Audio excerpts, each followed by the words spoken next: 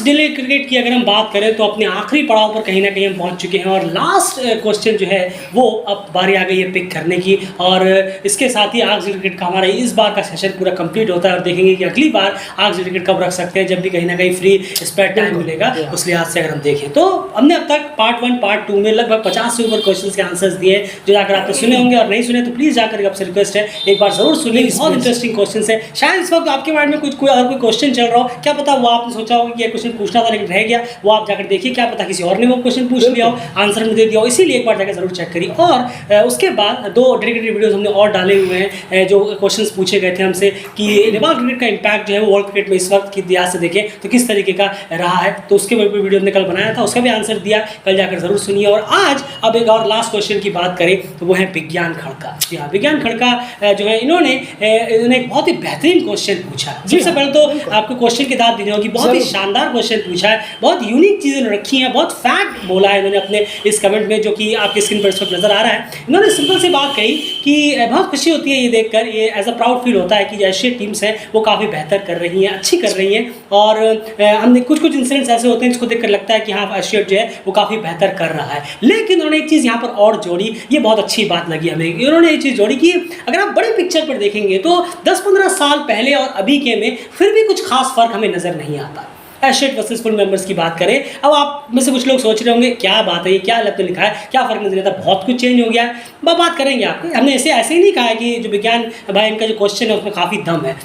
उन्होंने कहा कि ज़्यादा कुछ चेंजेस हैं, कुछ हद तक चेंजेस हैं, लेकिन ज़्यादा कुछ चेंजेस अभी हम देखने को नहीं मिल रहा। 10-15 साल पहले जैसे था वैसे ही लगभग हाल है एशियड और फुल मेंबर्स के बीच की अगर हम बात करें। फिर उन्होंने आगे चीज़ जोड़ी, हैरानी इस बात से होती है कि मॉडर्न डे गेम में, मॉडर्न क्रिकेट में काफ़ी ज़्यादा फेस ऑफ आजकल होने लगा। एक्सपोजर एशियड्स को पहले के मुकाबले काफ़ी ज़्यादा मिलता है अलग अलग रिसोर्सेज से, और साथ में फुल मेंबर्स के साथ भी पहले के मुकाबले ज़्यादा फेस ऑफ आज हमें देखने को मिलते हैं, लेकिन फिर भी उस तरीके का परफॉर्मेंस निकल कर नहीं आता। ये अपने आप में डिसअपॉइंट है। इन्होंने ये जोड़ा तो उन्होंने आगे पूछा कि क्या आपको लगता है कि आने वाले अगले 10-15 सालों में क्या हमें स्ट्रॉन्ग फुल मेंबर, गौर से क्वेश्चन को सुनिएगा, उन्होंने पूछा है strong full member versus mediocre यानी मीडियम टाइप के जो एशियड टीम्स है, स्ट्रॉन्ग वाली नहीं, जो मीडियम टाइप के, क्या इन दोनों के बीच में कोई आपको गैप जो है रिड्यूस होता हुआ नजर आएगा? और अगर रिड्यूस होगा तो क्या कुछ होमवर्क हमें करने पड़ेंगे, क्या कुछ चीज़ें इफेक्टिव लानी पड़ेंगी जिससे इस चीज़ में गैप नजर आए, जो कि अभी देखने को नहीं मिलता। सबसे पहले तो क्वेश्चन बहुत बेहतरीन था, बहुत ही सिंसियर क्वेश्चन है, तो इसीलिए थैंक यू कि आपने इस तरह का क्वेश्चन पूछा।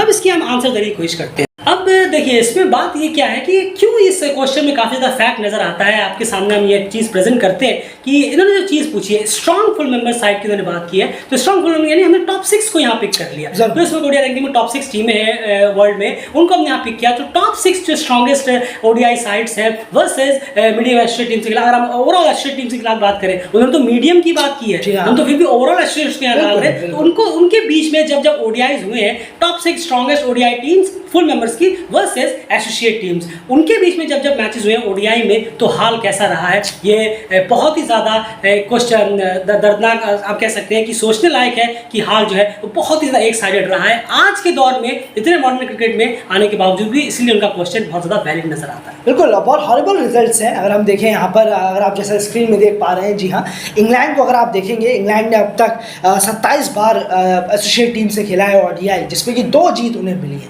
सबसे पहले हम आपको एक चीज़ छोटी सी बता दें कि सारी एसोसिएट है, आयरलैंड और अफगानिस्तान के रिकॉर्ड भी इसमें शामिल है जब तक वो एसोसिएट थे।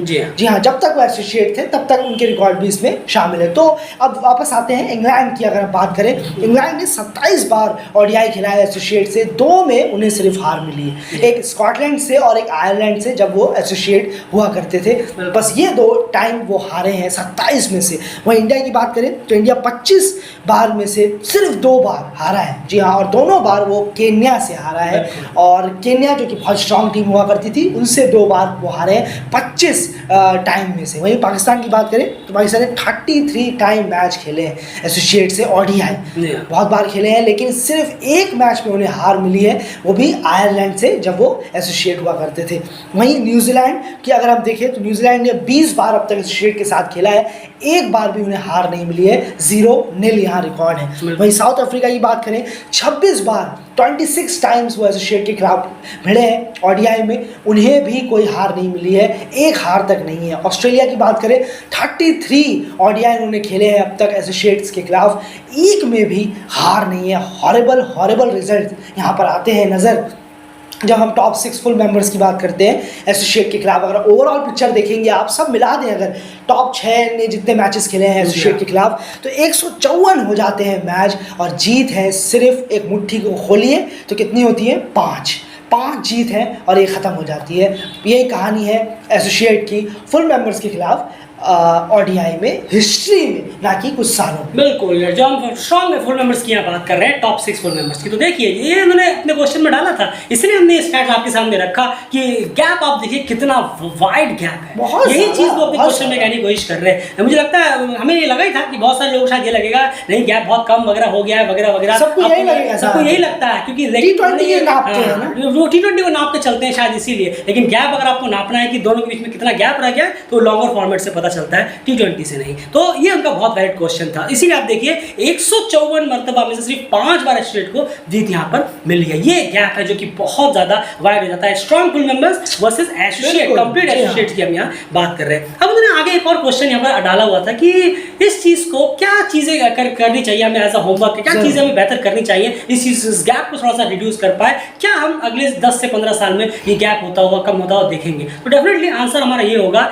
बहुत मुश्किल है, और ऐसा नहीं है कि नामुमकिन है, लेकिन बहुत मुश्किल जरूर मुश्किल तो है। और उसके लिए कुछ चीजें हैं जो डेफिनेटली करनी पड़ेगी, और सिर्फ बोलना नहीं है, उसे ग्राउंड पर अप्लाई करना पड़ेगा, या किसी के भरोसे नहीं बैठना पड़ेगा, क्योंकि कोई आपके लिए नहीं करने वाला।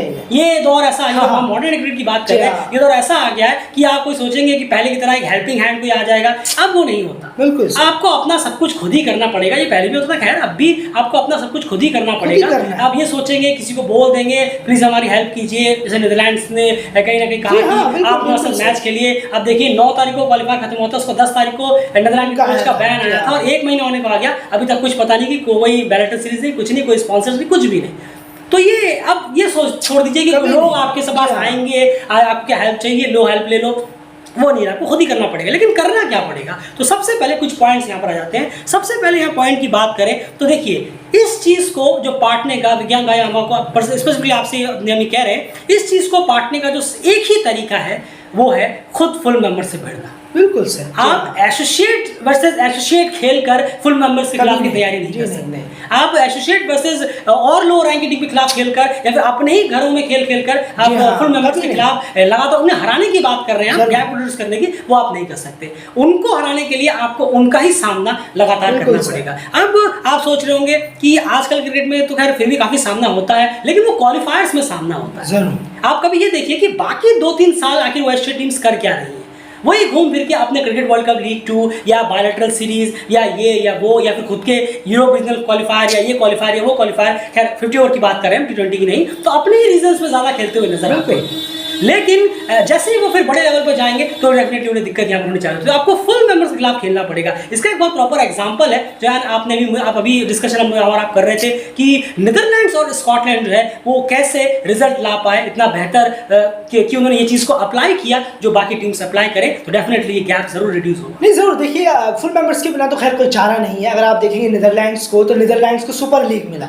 4 साल उन्होंने सुपर लीग खेला, और बीच में उनकी सीरीज होती गई हर साल, तब वो आदी होते गए इस चीज के, आदी होते गए। बिल्कुल सही, देखिए 498 उन्होंने स्कोर खाया, लेकिन वहीं पर उन्होंने 250 भी मारे, 300 से ऊपर मारे थे। फिर पाकिस्तान के खिलाफ क्या वो तो जीतने ही वाले थे, नसीम शाह ने एक स्पेल डाला, खैर वो अलग बात है, लेकिन वहां पर भी वो लड़े, जीतना शुरू किया उन्होंने, समझना शुरू किया उन्होंने, और देखिए आखिरकार वर्ल्ड कप क्वालिफायर आते आते जहां वर्ल्ड कप की टिकट कटानी थी उन्होंने कैसे करके कटा ली। फुल मेंबर्स के खिलाफ खेलते खेलते वो आदी हुए स्पीड के, लेंथ के, लाइन के, और देखिए उन्होंने वेस्ट इंडीज, जिम्बाब्वे, उसके बाद आयरलैंड को किस तरीके से उन्होंने धूल चटाई है। आयरलैंड के खिलाफ तो वो खेले भी नहीं, वेस्ट इंडीज और जिम्बाब्वे को किस तरीके से उन्होंने हराया। नीदरलैंड्स की अगर हम बात करें, वहीं स्कॉटलैंड को अगर आप देखेंगे, स्कॉटलैंड क्यों इतना अच्छा है, क्योंकि वो काउंटी में उनके प्लेयर्स बहुत ज़्यादा जाते हैं। आ गया ना फुल मेंबर यहाँ पर भी, तो फुल मेंबर्स की हेल्प है। इंग्लैंड यहाँ आता है, काउंटी में वहाँ प्लेयर जाते हैं, विटालिटी ब्लास्ट में उनके प्लेयर खेलते हैं, खैर वो T20 है, लेकिन काउंटीज में जहाँ मेन है, लेकिन पेस और बाउंस तो वहाँ पर मिलता है, ये तो है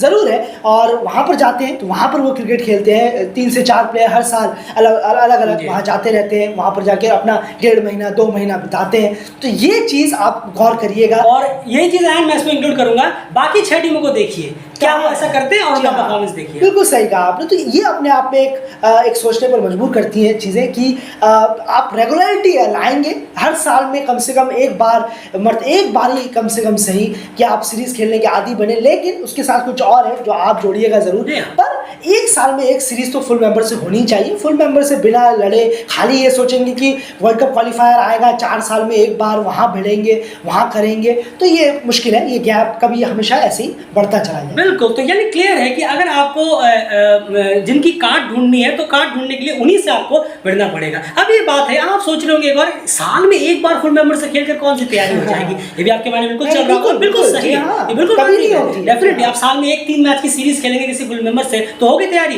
फुल मेंबर को आप आने लग जाएंगे, बिल्कुल भी नहीं। इसी के साथ हमारा अगला पॉइंट जुड़ता है, वो है आप साल में एक बार किसी फुल मेंबर से बायलैटरल सीरीज आप खेल सकते हैं। उसके 2-3 मैच की कम से कम ओडीआई सीरीज आपने खेली, उसके बाद आप उनकी A side, first class team, domestic team, Ranji team, उनके यहाँ की स्ट्रॉन्गेस्ट क्लब, ऐसे नहीं कि कोई भी क्लब की बात कर रहा हूँ, जो वहाँ की बहुत स्ट्रॉन्गेस्ट क्लब्स हैं, जो स्टेट से लिंक्ड है, उन क्लब्स के खिलाफ, फर्स्ट क्लास टीम के खिलाफ, डोमेस्टिक टूर्नामेंट्स की जो विनर्स है, रनर अप्स है, उनके खिलाफ, इन टीम्स के ए साइड के खिलाफ, इन लोगों के खिलाफ आप टारगेट कर सकते हैं, जहां पर ये बजट फ्रेंडली भी रहेगा, साथ में आपको एक टफ क्वालिटी क्रिकेट भी देखने को मिलेगा। तो इस तरह से क्या हो सकता है, आप 2 महीने कम से कम साल में फुल मेंबर्स के खिलाफ बिजी रहेंगे। 1 महीने में आपने एक हफ्ते में एक सेक्शन में अपने ओडीआई बायलैटरल सीरीज करा ली, और उसके अलावा जो है उसके अलावा वक्त लगता है, उसके अलावा जो है आपने इन साइड्स के साथ 5 मैचेस खेल लिए, 50 ओवर के मैचेस खेल लिए, या फिर अपने 4 50 ओवर के मैचेस खेल लिए, और एक आपने रख लिया डेज मैच रख लिया। वो आपके ऊपर, आपकी कैपेबिलिटी के ऊपर डिपेंड है, या फिर आपने लंबा छोड़ा 5 मैच का या 7 मैच का 50 ओवर का टूर्नामेंट इनके साथ रख लिया। तो इससे क्या होगा, आप रेगुलरिटी बना के रखेंगे और कम से कम 1-1.5 महीना आप फुल मेंबर के खिलाफ मैच खेल पाएंगे। साल में कम से कम 1.5 महीने ऐसे रहेंगे तो आपको पता होगा कि यहाँ तो फुल मेंबर के साथ खेलना ही खेलना है। इससे रेगुलरिटी बड़ी रहेगी फुल मेंबर्स के साथ। बिल्कुल सही कहा। देखिए छोटी सी यहाँ कोशिश नाइबिया करता हुआ नजर आता है। आयरलैंड वॉल्स के खिलाफ उन्होंने पिछले साल खेला, लाहौर कलंदर्स के साथ उन्होंने 2 50 ओवर का मैच खेला था। देखिए और करिए, बिल्कुल एग्जांपल स्टेट में ही है। बिल्कुल सही कहा, तो कोशिश कर रहे हैं, लेकिन हम यही देखना चाहेंगे कि वो क्या रेगुलरिटी लाते हैं। जैसे कर्नाटका का वो रेगुलरिटी है, ये मानना पड़ेगा। और अक्टूबर में मेरे ख्याल से फिर से आयरन वॉल्स के खिलाफ वो शायद उनके कैलेंडर में अपडेट हो गया है जरूर, तो ये फिर से वापस आएंगे। तो ये वाकई में बहुत कमाल का है और इसके रिजल्ट्स हमें बहुत बेहतर देखते, ये कोशिश होनी चाहिए बाकी टीमों की। जी हाँ, तो ये आप देखिए कि फुल मेंबर्स के खिलाफ बिना खेले अगर आप सोच रहे हैं कि ये गैप क्या रुकेगा, बिल्कुल नहीं। 15 साल क्या 35 साल और 50 साल बाद भी ये गैप वैसे का वैसे ही बना रहेगा। उसके बाद अब आप सोचेंगे कि फुल मेंबर्स के खिलाफ और डोमेस्टिक से इतने टूर्नामेंट्स वगैरह कराने के लिए डेफिनेटली सबसे बड़ा जो बाधा आती है वो है फाइनेंस, रेवेन्यू की दिक्कत यहाँ पर आती है कि इतना बजट कहाँ से रिड्यूस किया जाए। तो डेफिनेटली ये चीज तो आपको जनरेट करनी ही पड़ेगी। अब सबसे बड़ी बात ये, आप ये सोचेंगे कि आईसीसी यहाँ पर कुछ हेल्प करे, कुछ बढ़ा दे वगैरह। तो जैसे हम आपसे पहले भी ये चीज कह चुके हैं, और आप वापस हम ये कहेंगे कि जहां तक बात फाइनेंस की आती है तो आईसीसी के हाथ बंधे हुए हैं। आप ये मत सोचिए कि ये सब आईसीसी डिसाइड करता है, एलोकेट करता है किसको कितना जाएगा क्या जाएगा। अब वो नहीं रहा, उनके हाथ लगभग कट चुके हैं। शोले की ठाकुर की तरह, जी हाँ, वो आप कह सकते हैं। हमारे यहाँ पर जो मूवीज है, खैर वो बात अलग हो गई, सेम वही कहानी है कि उनके हाथ पूरे कटे हुए हैं। वो ये नहीं डिसाइड कर सकते कि हमें किस हाथ से देना है, किस हाथ से देना है, किसको कितना देना है। पूरी तरह से उस पर बिग 3 का कब्जा यहाँ पर जमाया हुआ है। वो डिसाइड करते हैं कि कहाँ कितना बजट जाएगा, किसको। आप अपने जैसे उन्होंने पूछा, मान के चलिए एग्जाम्पल तौर पर कह रहा हूँ, ये 100 रुपये रखे हुए पे, आईसीसी ने वहाँ से 20 रुपये दे दिए। अचानक से कहेंगे अरे ये 20 रुपये कहाँ चले गए, वो आईसीसी से पूछेंगे हमने 20 रुपये यहाँ दिया, आपने हमसे पूछा। ये चलता है पर्दे के पीछे फाइनेंस के लिहाज से, सिर्फ फाइनेंस की बात वही तो मेन मकसद। तो ये मत सोचिए कि आईसीसी हेल्प कर देगा या पैसों की कहीं से हेल्प आ जाएगी, नहीं। ये आपको ही जनरेट करना पड़ेगा। आपको बेहतर होना है तो ये खुद ही करना पड़ेगा। शुरू में ही हमने लाइन जोड़ दी थी, हेल्प कोई यहाँ पर नहीं करेगा, खुद से आकर हेल्प करेगा, बिल्कुल नहीं। आपको 50 बार जाना पड़ेगा तब जाकर थोड़ी बहुत हेल्प शायद मिल जाए। तो रेवेन्यू जनरेट करने की जहां तक बारी है वो आपको खुद ही करना पड़ेगा, T20s कराकर। क्योंकि T20 से आपको पता है, इसके साथ हमारा लास्ट और आखिरी पॉइंट जुड़ा है, वो एंड क्या, रेवेन्यू जनरेट करने के सहारे क्या चीजें T20 वगैरह लीग्स वगैरह ये सब क्यों इसमें घुस रही हैं और किस चीज का दबदबा बढ़ा है, इस वजह से ये चीजें कराने कर रेवेन्यू जनरेट करने की कोशिश करनी पड़ेगी ताकि आप वो टूर्नामेंट्स करा सकें जो आपको फुल मेंबरशिप गैप रिड्यूस करने में हेल्प करेंगे। नहीं ज़रूर, देखिए अब जो एक्चुअली में क्रिकेट है वो काफ़ी ज़्यादा बदल गया है। अगर आप सोचते हैं कि बोर्ड में काफ़ी ज़्यादा इन्फ्लुएंस है बोर्ड का, मेंबर्स का, तो मेंबर्स डिसाइड करते हैं ऑब्वियसली 60 से 70% यहाँ बोर्ड मेंबर्स सब कुछ होते हैं, प्रेसिडेंट होते हैं बोर्ड्स के। लेकिन अब यहाँ पर जो पिछले 5-6 सालों से 4 सालों से 2019 के बाद से मैं कहूँगा ज़्यादा जितनी तेज़ी से बढ़ रहा है ये, वो है प्राइवेट कंपनीज़ का दबदबा। प्राइवेट कंपनीज़ का दबदबा आप देखेंगे, जब शर्ट में लोगो वगैरह बने रहते हैं, वो जो प्राइवेट कंपनीज है, ब्रॉडकास्टर्स है, वो डिसाइड करते हैं कि कब कहाँ पर मैचेस होंगे, कब हमारी टीम जो प्लेयर्स हैं वो कौन सा पोज देंगे खड़े होकर, हमारी टीम किस जगह से ट्रैवल करेगी, कितना खर्चा उस ट्रैवल में आएगा, सबका जो हिसाब है वो प्राइवेट कंपनीज रखती हैं। किस डे कौन सा मैच होगा, ये छुट्टी का दिन है इस दिन ज़्यादा मैच रखवाओ, छुट्टी का डे नहीं है तो इस दिन ज़्यादा मैच मत रखो, सीरीज मत रखो, शाम को 7:30 बजे होना चाहिए।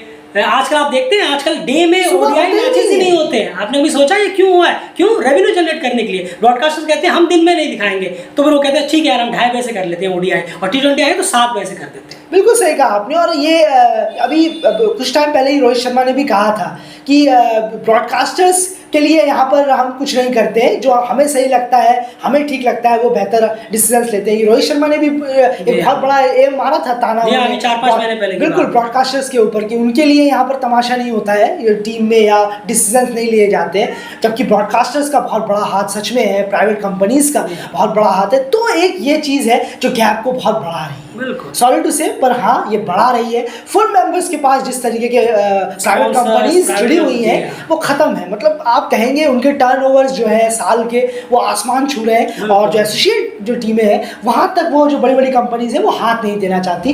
क्यों नहीं देना चाहती वो तो आप सभी जानते हैं, प्रॉफिट प्रॉफिट प्रॉफिट प्रॉफिट। लेकिन ये बहुत बड़ी सच्चाई है जो बहुत बहुत ज़्यादा बढ़ चुकी है, जो कि सोचने पर है। आम क्रिकेट फैंस इसको नहीं मानेंगे इस बात को, वो तो खैर क्रिकेट देखते हैं, फैंटेसी लगाते हैं, बस काम खत्म। लेकिन थोड़ा दिमाग से सोचेंगे, जब आपको 10-10 लोगो दिखते हैं और टीम का नाम ही खत्म हो जाता है, तो सोच कर देखिए आज प्राइवेट कंपनीज का दबदबा कितना है। बिल्कुल, तो ये सबसे बड़ी बात है। और जैसे मैंने पहले भी कहा कि टाइमिंग्स को लेकर हुआ कि शाम को 7 बजे से मैच होगा तो पब्लिक देखेगी, ये थोड़ा फर्क पड़ता है कि हाँ भाई पब्लिक का मैच मिस हो जाएगा। बिल्कुल नहीं, इसकी पड़ी है कि रेवेन्यू आ जाएगा, शाम को भीड़ होगी तो खूब हमें टीआरपी मिलेगी, या फिर खूब हमें स्ट्रीमिंग प्लेटफॉर्म देंगे, खूब एड्स वगैरह सब कुछ चला करेगा, तो बहुत सारी यहाँ पर अर्निंग हमें होगी। तो ब्रॉडकास्ट तो अभी भी जो इंडिया पाकिस्तान का मैच एशिया कप को लेकर चल रहा था, ऐसी न्यूज़ जब उठ रही थी कि पाकिस्तान जो है यहाँ पर इस बार जो एशिया कप से बैकआउट कर लेगा, तो फिर ऐसी न्यूज़ आ रही थी कि नहीं इंडिया फिर भी खेलेगा और पाकिस्तान की बिलाइट टूर्नामेंट होगा। क्लियरली है, तो वहाँ पर बहुत सारे जो लोकल फैंस हैं, लोकल जो क्रिकेट एक्सपर्ट्स वगैरह हैं, जो कमेंटेटर्स हैं इंडिया के भी बात करें, उन्होंने खुद भी कहा था ये इम्पॉसिबल है, बिल्कुल ये हो नहीं सकता, ये आप कैसे भी करें, फैक्ट है। क्योंकि डेफिनेटली इंडिया पाकिस्तान के मैचेस के बिना वो रेवेन्यू क्या जनरेट करेंगे। स्टार स्पोर्ट्स है, जो भी ब्रॉडकास्टर्स हैं, वो इसी का इंतजार करते हैं एशिया कप में कि इंडिया पाकिस्तान जितनी बार हो सके भिड़े, ताकि उन्हें रेवेन्यू जनरेट हो। क्या तो ये हो ही नहीं सकता कि बाकी सारे मैचेस मिलाकर भी इतनी अर्निंग नहीं होगी जितनी इंडिया पाकिस्तान की एक मैच से एक दिन में अर्निंग हो जाएगी। ये आप सभी बहुत अच्छे से जानते हैं। तो ये दिक्कत है कि प्राइवेट कंपनीज, ब्रॉडकास्टर्स, इन लोगों का इतना दबाव बढ़ चुका है कि वो एशिया की तरफ इतना ध्यान प्रदान करते हैं, उनका सिर्फ प्रॉफिट प्रॉफिट प्रॉफिट मकसद है, वो भला कर देना। उस प्रॉफिट की आड़ में अगर भला हो जा रहा है तो बात और है, और इस वजह से जो रेवेन्यू जनरेट करने की हम यहाँ बात कर रहे हैं उसमें दिक्कत बहुत ज्यादा आती है। आप देखिए 1 महीने से रियान कुक सर जो है नीदरलैंड्स के जो कोच हैं, उन्होंने अनाउंस किया होता अगर कोई स्पॉन्सर्स है वगैरह है, अगर जुड़ना चाहे तो जुड़े। देखिए अभी तक कोई अता नहीं, और अगर जुड़ेंगे भी तो गिने चुने छोटे मोटे कोई स्पॉन्सर्स जुड़ेंगे, वो रेगुलरली जुड़ जाएंगे, लेकिन वो शायद खुद कहीं ना कहीं उन्हें किसी ना किसी सहारे की जरूरत है, शायद वो इसलिए जुड़ जाए।